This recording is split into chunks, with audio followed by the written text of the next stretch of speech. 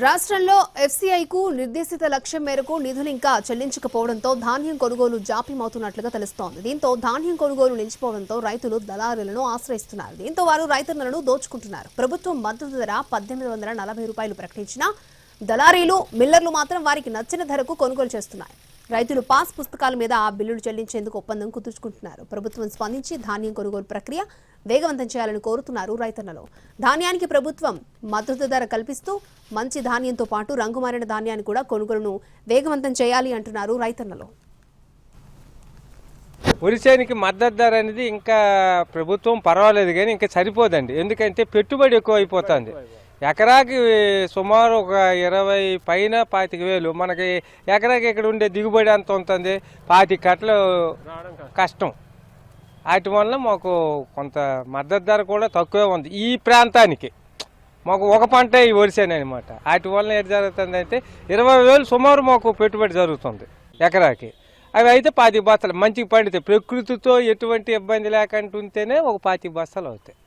అది ఏమైనా వర్షాలు పడిపోయి లేకపోతే దోమ పోవచ్చు ఇలాగైతే పూర్తిగా రైతు నష్టపోతాడు. గతసారి 2,000 ఉండేది, 1950, 2,000 ఉండేది. ఇప్పుడు 1650, 1700, 1800కి పారు వచ్చింది.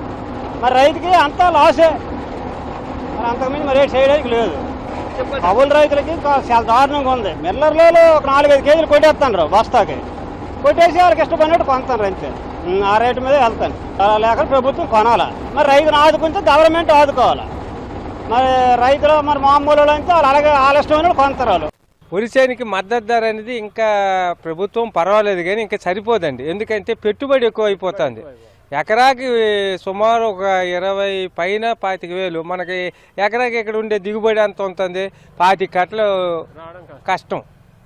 వాటి వల్ల మాకు కొంత మద్దతు ధర కూడా తక్కువే ఉంది. ఈ ప్రాంతానికి మాకు ఒక పంట ఈ వరిసేనే అనమాట. వాటి వల్ల ఏం జరుగుతుందంటే 20,000 సుమారు మాకు పెట్టుబడి జరుగుతుంది ఎకరాకి.